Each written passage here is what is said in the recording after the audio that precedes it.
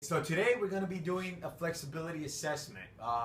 This particular one is the YMCA sit and reach test, and what that measures is the lower back and the hamstring flexibility. So I've already prepared the tape. The tape should be 12 inches apart, and I've already marked that off. And you're going to place the yardstick at the 15-inch mark from there. So see, that's 12 inches right there. When we sit, we want to make sure our feet, our knees are not bent, and our feet are about 10 to 12 inches apart from where we're going to be measuring. Well, now, it's very important to breathe. We've already done a warm-up routine, a slight warm-up, and get our muscles warm enough to be able to stretch them without causing injury. Some sort of other stretches, such as the hurdle stretch, that might help in getting a better flexible assessment. And so what we're going to do is we're going to put our hands together, not one over the other, giving an inaccurate assessment. Keep our hands together. Make sure we're breathing throughout. Inhale, and then exhale as you go out. Making sure our knees are flat on the floor, and then we're going to measure. Our score will be where we actually end up touching. So here we go.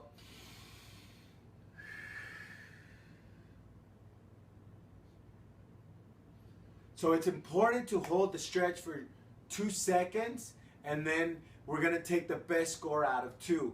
With you can see I'm very limited currently due to my situation, but here's the next score.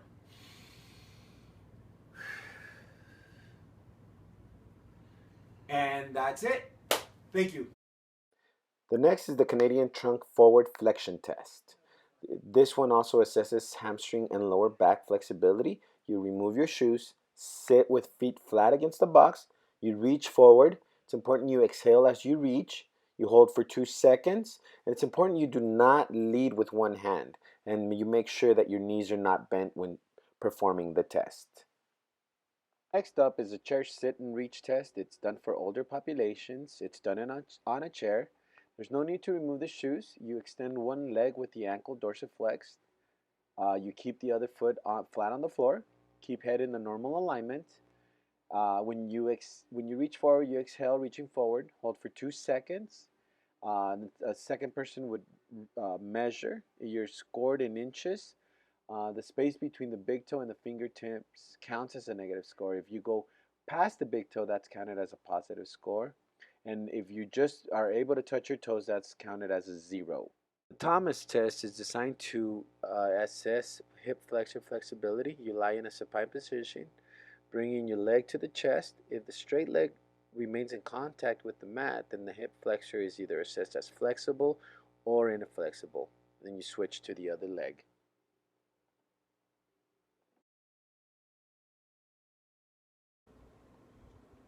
Okay, so as far as doing these flexibility tests, it's very important that you you always do each procedure twice, and you get the best of 2.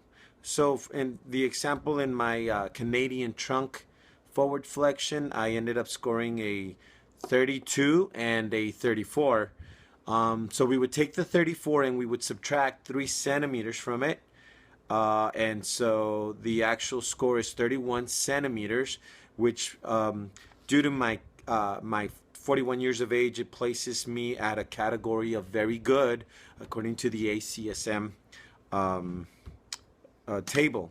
Now for the YMCA test, the YMCA sit and reach test, the my total was 16 inches, and so that placed me again in my age group. It placed me at average due to the 36-45 bracket. So again, oh, in the Thomas test, my it's either flexible or inflexible, and the the leg stayed straight, and so the one touching the floor, so that would qualify both my hip flexors as flexible. So again, thanks for watching. Have a good day. Good night.